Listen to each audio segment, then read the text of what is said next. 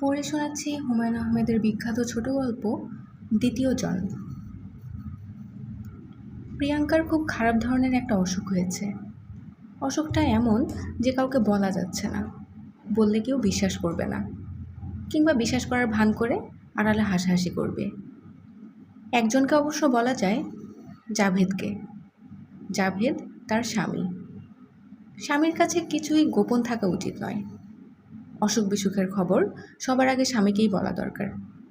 কিন্তু মুশকিল হচ্ছে, জাভেদের সঙ্গে প্রিয়াঙ্কার পরিচয় এখনও তেমন গাঢ় হয়নি, হবার কথাও নয়। তাদের বিয়ে হয়েছে 21 দিন আগে। এখনও প্রিয়াঙ্কার তুমি বলা রপ্ত হয়নি। মুখ ফসকে আপনি বলে ফেলে। এরকম গম্ভীর বয়স্ক একজন মানুষকে তুমি বলাও অবশ্য খুব সহজ নয়। মুখে কেমন বাঁধো বাঁধো ঠেকে। প্রিয়াঙ্কা চেষ্টা করে আপনি তুমি কোনোটাই না বলে চালাতে। যেমন তুমি চা খাবে, না বলে বলে চা দেব। এভাবে দীর্ঘ আলাপ চালানো যায় না। তার চেয়েও বড় কথা, মানুষটা খুব বুদ্ধিমান।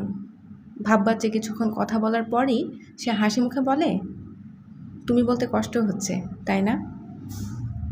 তুমি বলতে কষ্ট হওয়াটা দোষের কিছু না। প্রিয়াঙ্কার বয়স মাত্র 17, তাও পুরোপুরি 17 হয়নি, জুন মাসে হবে। এখনও 2 মাস বাকি।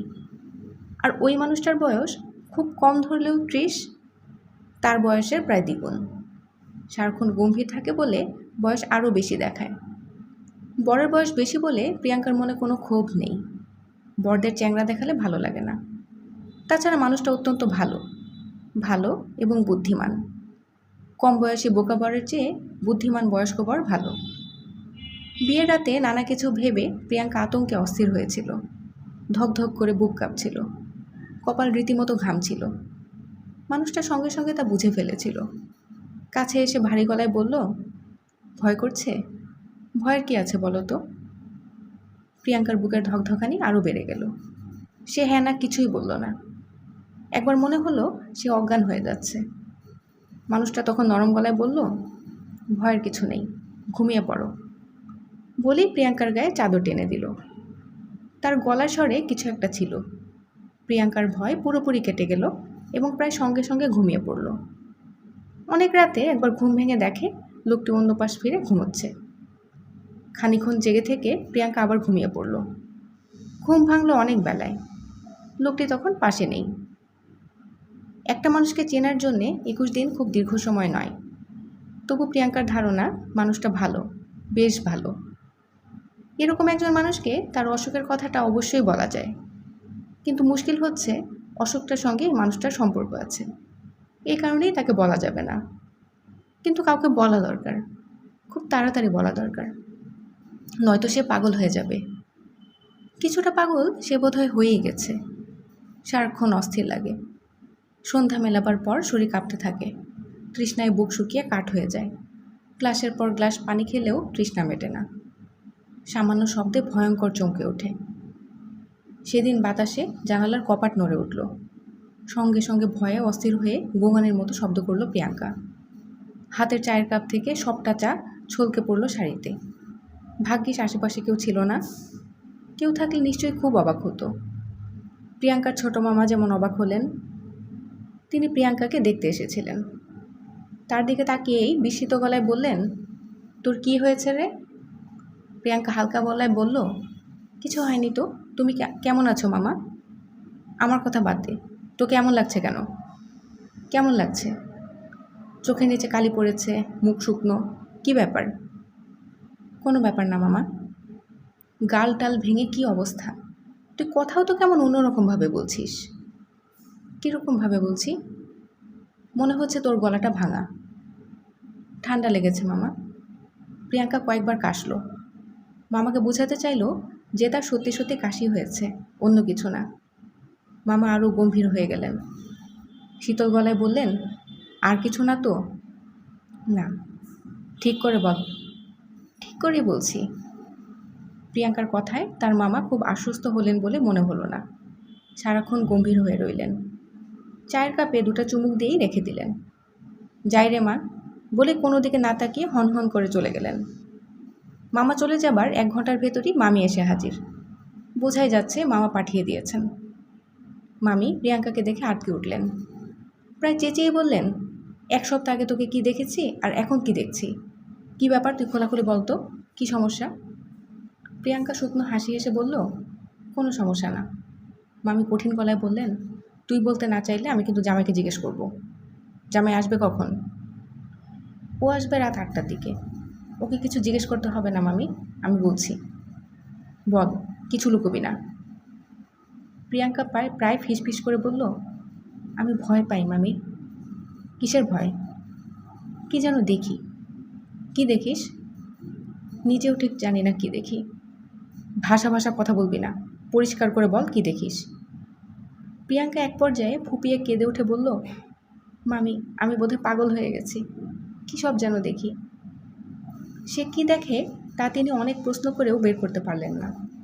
প্রিয়াঙ্কা অন্য সব প্রশ্নের জবাব দেয়, কিন্তু কি দেখে তা বলে না, এড়িয়ে যায় বা কাঁদতে শুরু করে। তোর কি বর পছন্দ হয়েছে? হ্যাঁ। সে কি তোকে ভয় টয় দেখায়? কী যে তুমি বলো মামি, আমাকে ভয় দেখাবে কেন? রাতে কি তোরা একসঙ্গে ঘুমাস? প্রিয়াঙ্কা লজ্জায় বেগুনি হয়ে গিয়ে বলল, হ্যাঁ। সে কি তোকে অনেক রাত পর্যন্ত জাগিয়ে রাখে? কী সব প্রশ্ন তুমি করো মামি? আমি যা বলছি তার জবাব দে। না, জাগিয়ে রাখে না। মামি অনেকক্ষণ থাকলেন। প্রিয়াঙ্কাদের ফ্ল্যাট ঘুরে ঘুরে দেখলেন।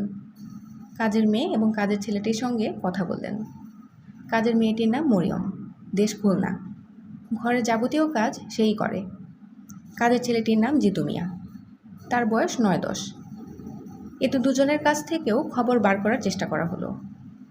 আচ্ছা মরিয়ম, তুমি কি ভয় টয় পাও? না, ভয় পামু কে? রাতে কিছু দেখো টাখো না? কি দেখুন? আচ্ছা ঠিক আছে, যাও। প্রিয়াঙ্কার মামি কোনো রহস্য ভেদ করতে পারলেন না। তার খুব ইচ্ছা ছিল জাভেদের সঙ্গে পুরো ব্যাপারটা নিয়ে আলাপ করবেন, পরামর্শ করবেন। প্রিয়াঙ্কার জন্যে পারা গেল না। সে কাঁদো কাঁদো গলায় বলল, মামি তুমি যদি তাকে কিছু বলো তাহলে আমি কিন্তু বিষ খাবো, আল্লাহর কসম বিষ খাবো, নয়তো ছাদ থেকে লাফিয়ে পড়ব।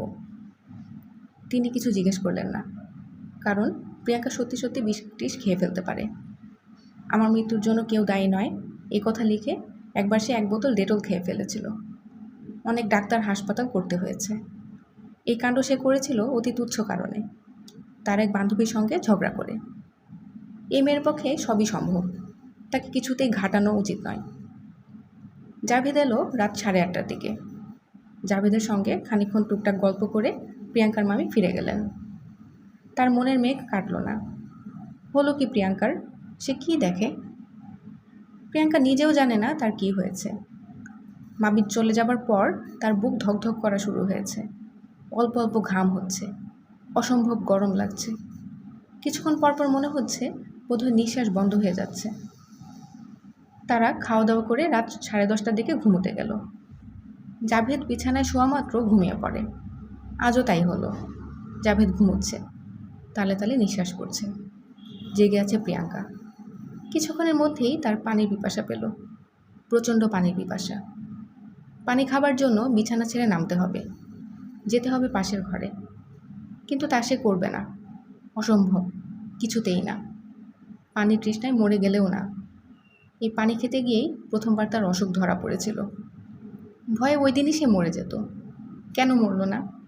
মরে গেলেই ভালো হতো। তার মতো ভীতু মেয়ের মরে যাওয়াই উচিত। ওই রাতে সে বেশ আরাম করে ঘুমোচ্ছিল। হঠাৎ বৃষ্টি হবার জন্যে চারদিক বেশ ঠান্ডা। জানালা দিয়ে ফুরফুরে বাতাস আসছে। ঘুমোবার জন্যে চমৎকার রাত। এক ঘুমে সে কখনো রাত পার করতে পারে না। মাঝখানে একবার তাকে উঠে পানি খেতে হয় কিংবা বাথরুমে যেতে হয়। সেই রাতেও পানি খাবার জন্য উঠল। জাভেদ কাত হয়ে ঘুমোচ্ছে, গায়ে পাতলা চাদর দিয়ে রেখেছে। অদ্ভুত অদ্ভুত অভ্যাস মানুষটার, যত গরমই পড়ুক গায়ে চাদর দিয়ে রাখবে। প্রিয়াঙ্কা খুব সাবধানে গায়ের চাদর সরিয়ে দিল। আহা, আরাম করে ঘুমুক, কেমন ঘেমে গেছে। স্বামীকে ডিঙিয়ে বিছানা থেকে নামলো প্রিয়াঙ্কা। স্বামী ডিঙিয়ে ওঠানামা করা ঠিক হচ্ছে না, হয়তো পাপ হচ্ছে, কিন্তু উপায় কি? প্রিয়াঙ্কা ঘুমায় দেয়ালের দিকে। খাট থেকে নামতে হলে স্বামীকে ডিঙাতেই হবে। তাদের শোবার ঘর অন্ধকার, তবে পাশের ঘরে বাতি জ্বলছে। এই একটা বাতি সারা রাতি জ্বলে। ঘরটা জাভেদের লাইব্রেরি ঘর। এই ঘরেই জাভেদ পরীক্ষার খাতা দেখে, পড়াশোনা করে। ঘরে আসবাবপত্র তেমন কিছু নেই। একটা বুক সেলফে কিছু পুরনো বই, ম্যাগাজিন, একটা বড় টেবিলের উপর রাজ্যের পরীক্ষার খাতা, একটা ইজি চেয়ার। ইজি চেয়ারের পাশেই সাইড টেবিলে টেবিল ল্যাম্প। দরজার ফাঁক দিয়ে স্টাডি রুমের আলোর কিছুটা প্রিয়াঙ্কাদের শোবার ঘরেও আসছে। তবুও ঘরটা অন্ধকার। স্যান্ডেল খুঁজে বের করতে অনেকক্ষণ মেঝে হাতড়াতে হলো। স্যান্ডেল পায়ে পড়া মাত্র পাশের ঘরে কিসের জন্য একটা শব্দ হলো। ভারী অথচ মৃদু গলায় কেউ একজন কাশল। ইজি চেয়ার টেনে সরালো। নিশ্চয়ই মনের ভুল। তবু প্রিয়াঙ্কা আরও কিছুক্ষণ অপেক্ষা করল। না, আর কোনো শব্দ নেই। শুধু সদর রাস্তা দিয়ে দ্রুতবেগে ট্রাক যাওয়া আসা করছে। তাহলে একটু আগে পাশের ঘরে কে শব্দ করছিল? অবিকল নিঃশ্বাস নেবার শব্দ। প্রিয়াঙ্কা দরজা ঠেলে পাশের ঘরে ঢুকেই জমে পাথর হয়ে গেল। ইজি চেয়ারে জাভেদ বসে আছে, হাতে বই। জাভেদ বই থেকে মুখ তুলে তাকালো। নরম গলায় বলল, কিছু বলবে? কতটা সময় পার হয়েছে? 1 সেকেন্ডের 100 ভাগের 1 ভাগ, না অনন্তকাল? প্রিয়াঙ্কা জানে না। সে শুধু জানে সে ছুটে চলে এসেছে শোবার ঘরে, ঝাঁপিয়ে পড়েছে বিছানায়। তার সমস্ত শরীর কাঁপছে। সে কি অজ্ঞান হয়ে যাচ্ছে? নিশ্চয়ই অজ্ঞান হয়ে যাচ্ছে। ঘর দুলছে। চারদিকের বাতাস অসম্ভব ভারী ও উষ্ণ। জাভেদ জেগে উঠেছে। সে বিছানায় পাশ ফিরতে ফিরতে বলল, কি? প্রিয়াঙ্কা বলল, কিছু না। জাভেদ ঘুম জড়ানো স্বরে বলল, ঘুমাও, জেগে আছো কেন? বলতে বলতেই ঘুমে জাভেদ এলিয়ে পড়ল। জাভেদকে জড়িয়ে ধরে সারা রাত জেগে রইল প্রিয়াঙ্কা। একটি দীর্ঘ ও ভয়াবহ রাত। স্বামীকে জড়িয়ে ধরে প্রিয়াঙ্কা শুয়ে আছে, তার সমস্ত ইন্দ্রিয় পাশের ঘরে। সে স্পষ্টই শুনছে ছোটোখাটো শব্দ আসছে পাশের ঘর থেকে। নিঃশ্বাস ফেলার শব্দ, বইয়ের পাতা উল্টাবার শব্দ, ইজি চেয়ার থেকে উঠে দাঁড়ালে যেমন ক্যাচ ক্যাচ শব্দ হয় সেরকম শব্দ, গলায় শ্লেষ পরিষ্কার করার শব্দ। শেষ রাতের দিকে শোনা গেল বারান্দায় পায়চারি শব্দ। কেউ একজন বারান্দায় এ মাথা থেকে ও মাথায় যাচ্ছে, আবার ফিরে আসছে। এইসব কি কল্পনা? নিশ্চয়ই কল্পনা। রাস্তা দিয়ে ট্রাক যাওয়ার শব্দ ছাড়া আর কোনো শব্দ আসছে না। ফজর আজানের পর প্রিয়াঙ্কার চোখ ঘুমে জড়িয়ে এলো। ঘুম ভাঙল বেলার 9:30টায়। ঘরের ভেতর রোদ ঝলমল করছে। জাভেদ চলে গেছে কলেজে। মরিয়ম জিতু মিয়ার সঙ্গে তারও স্বরে ঝগড়া করছে। প্রিয়াঙ্কার সব ভয় কর্পূরের মতো উড়ে গেল। রাতে সে যে অসম্ভব ভয় পেয়েছিল, এটা ভেবে এখন নিজেরই কেমন হাসি পাচ্ছে। সে স্বপ্ন দেখেছিল। স্বপ্ন ছাড়া আর কিছুই নয়। মানুষ কত রকম দুঃস্বপ্ন দেখে, এও একটা দুঃস্বপ্ন, এর বেশি কিছু না। মানুষ তো এর চেয়েও ভয়াবহ দুঃস্বপ্ন দেখে। সে নিজেই কতবার দেখেছে। একবার স্বপ্নে দেখেছিল সম্পূর্ণ নগ্ন পায়ে বসে কোথায় যেন যাচ্ছে। ছি ছি, কি ভয়ঙ্কর স্বপ্ন। প্রিয়াঙ্কা বিছানা থেকে নামতে নামতে ডাকলো, মরিয়ম। জি আম্মা। ঝগড়া করছো কেন মরিয়ম? জিতু কাচের জগটা ভাঙা ফেলছে আম্মা। চিৎকার করলে তো জগ ঠিক হবে না। চিৎকার করবে না। জিনিসের উপর কোনো মায়া নাই, মহব্বত নাই। ঠিক আছে, তুমি চুপ করো। তোমার স্যার কি চলে গেছেন? যে। বাজার করে দিয়ে গেছেন? যে। কখন আসবেন কিছু বলে গেছেন? দুপুরে খাইতে আসবেন। আচ্ছা যাও, তুমি আমার জন্য খুব ভালো করে 1 কাপ চা বানিয়ে আনো।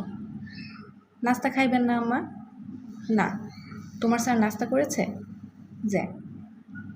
মরিয়ম চা আনতে গেল। প্রিয়াঙ্কা মুখ ধুয়ে চায়ের কাপ নিয়ে বসলো। এখন তার করার কিছুই নেই। দুজন মানুষের সংসার, কাজ তেমন কিছু থাকে না। এ সংসারে কাজকর্ম যা আছে সবই মরিয়ম দেখে এবং খুব ভালো মতোই দেখে। চুপচাপ বসে থাকা ছাড়া প্রিয়াঙ্কার কোনো কাজ নেই। এই ফ্ল্যাটে অনেক গল্পের বই আছে। গল্পের বই পড়তে প্রিয়াঙ্কার ভালো লাগে না। ইউনিভার্সিটির ভর্তি পরীক্ষার জন্য পড়াশোনা করা দরকার। পড়তে ভালো লাগে না, কারণ প্রিয়াঙ্কা জানে পড়ে লাভ হবে না। সে পাশ করতে পারবে না। কোনো একটা কলেজেই তাকে বিয়ে পড়তে হবে। কে জানে, হয়তো জাভেদের কলেজেই। যদি তাই হয়, তাহলে জাভেদ কি তাকে পড়াবে? ক্লাসে তাকে কি ডাকবে? স্যার? চায়ের কাপ নিয়ে বারান্দায় এসে দাঁড়াতেই মরিয়ম তাকে একটা চিঠি দিল। কিসের চিঠি মরিয়ম? স্যার দিয়া গেছে। চিঠি না, চিরকুট। জাভেদ লিখেছে, প্রিয়াঙ্কা, তোমার গাটা গরম মনে হলো। তৈরি হয়ে থেকো, আমি দুপুরে তোমাকে একজন ডাক্তারের কাছে নিয়ে যাব। প্রিয়াঙ্কার মনটা হঠাৎ ভালো হয়ে গেল। মানুষটা ভালো, হৃদয়বান এবং বুদ্ধিমান। স্বামীদের কত রকম অন্যায় দাবি থাকে, তার তেমন কিছুই নেই। অন্যদের দিকেও খুব তীক্ষ্ণ দৃষ্টি। প্রিয়াঙ্কা কেন, আর যদি জিতু মিয়ার জ্বর হয়, তাকেও সে সঙ্গে সঙ্গে ডাক্তারের কাছে নিয়ে যাবে। জাভেদ এমন একজন স্বামী যার উপর ভরসা করা যায়। যে যাই বলুক, এই মানুষটাকে স্বামী হিসেবে পেয়ে তার খুব লাভ হয়েছে। জাভেদের আগে একবার বিয়ে হয়েছে, সেটা নিশ্চয়ই অপরাধ নয়। বেচারা স্ত্রী মারা গেছে বিয়ের 8 মাসের মাথায়। স্ত্রীর মৃত্যুর সঙ্গে সঙ্গে সে বিয়ে করার জন্য অস্থির হয়ে পড়েনি। 2 বছর অপেক্ষা করেছে। মামা মামি যে তাকে দোজবর একটি ছেলের সঙ্গে বিয়ে দিয়েছেন, এ নিয়েও প্রিয়াঙ্কার মনে কোনো ক্ষোভ নেই। মামা দরিদ্র মানুষ, তিনি আর কত করবেন, যথেষ্টই তো করেছেন। মামি নিজের গয়না ভেঙে তাকে গয়না করে দিয়েছেন।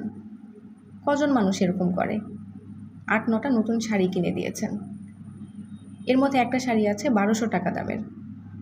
জাভেদের আগের স্ত্রীর অনেক শাড়ি এ ঘরে রয়ে গেছে। ওই মেয়েটির শাড়ি দিকে তাকালেই মনে হয় খুব শৌখিন মেয়ে ছিল।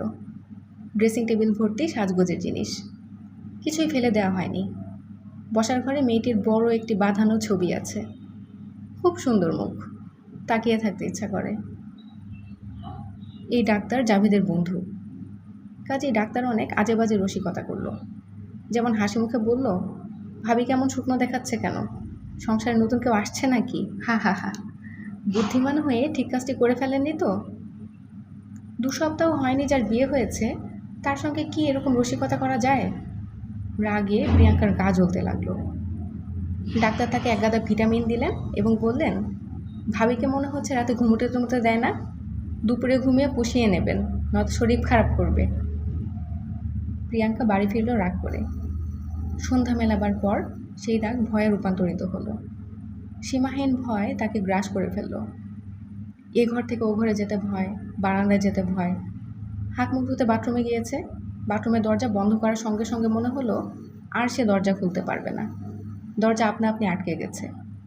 সে দরজা খোলার চেষ্টা না করেই কাপা গলায় ডাকতে লাগলো, মরিয়ম, ও মরিয়ম, মরিয়ম।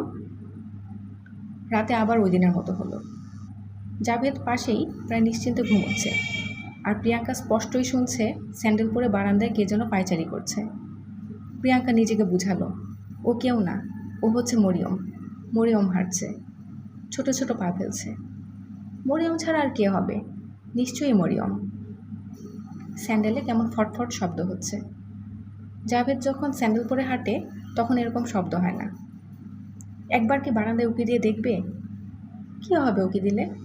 কিছুই হবে না, ভয়টা কেটে যাবে। রাত 1টা বাজে, এমন কিছু রাত হয়নি।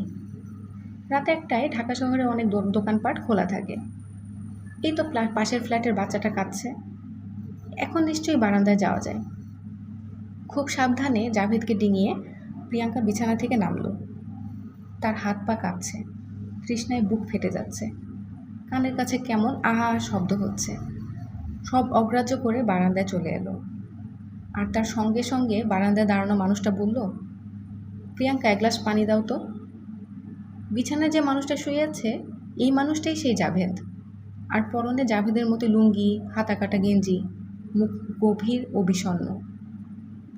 প্রিয়াঙ্কা ছুটে শোবার ঘরে চলে এলো, কোনো মতে বিছানায় উঠল। ওই তো জাভেদ ঘুমুচ্ছে, গায়ে চাদর টানা। এতক্ষণ যা দেখেছি ভুল দেখেছি, যা শুনেছি তাও ভুল। কিছু একটা আমার হয়েছে, ভয়ঙ্কর কোনো অসুখ।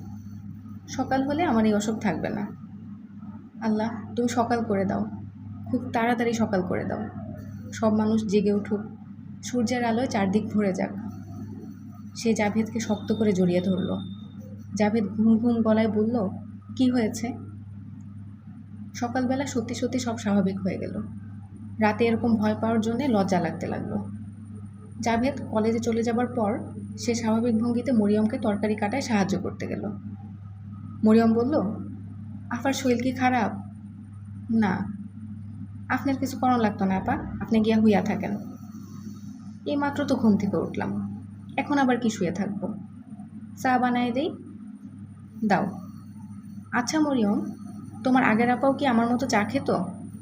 হ, তাই আপনার মতো চুপচাপ থাকতো না, সারাদিন হইচই করতো, গান বাজনা করতো। মারা গেলেন কিভাবে? হঠাৎ মাথা খারাপ হইয়া গেল, উল্টাপাল্টা কথা কওয়া শুরু করলো। কি জানি দেখে। প্রিয়াঙ্কা শঙ্কিত গলায় বলল, কি দেখে?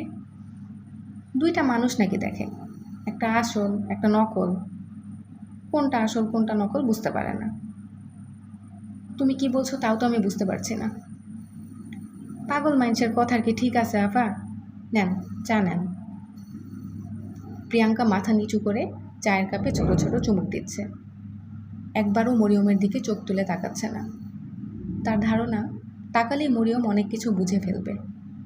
বুঝে ফেলবে যে প্রিয়াঙ্কারও একই অসুখ হয়েছে। সে চায় মরিয়ম কিছু না বুঝুক, কারণ তার কিছুই হয়নি, অসুখ করেছে। অসুখ কি মানুষের করে না? করে, আবার সেরেও যায়, তারটা সারবে। রাত গভীর হচ্ছে, বাইরে বৃষ্টি পড়ছে টুপটুপ করে, খোলা জানালায় হাওয়া আসছে। প্রিয়াঙ্কা জাভেদকে জড়িয়ে ধরে শুয়ে আছে। তার চোখে ঘুম নেই। পাশের ঘরে বইয়ের পাতা উল্টানোর শব্দ হচ্ছে। এই যে সিগারেট ধরানো, সিগারেটের ধোঁয়ার গন্ধ ভেসে আসছে। ইজি চেয়ার থেকে উঠল, ক্যাচক্যাচ শব্দ হচ্ছে ইজি চেয়ারে। প্রিয়াঙ্কা স্বামীকে সজোরে জড়িয়ে ধরে কাপা গলায় ডাকল, এই এই। ঘুম ভেঙে জাভেদ বলল, কি? প্রিয়াঙ্কা ফিসফিস করে বলল, না কিছু না, তুমি ঘুমাও।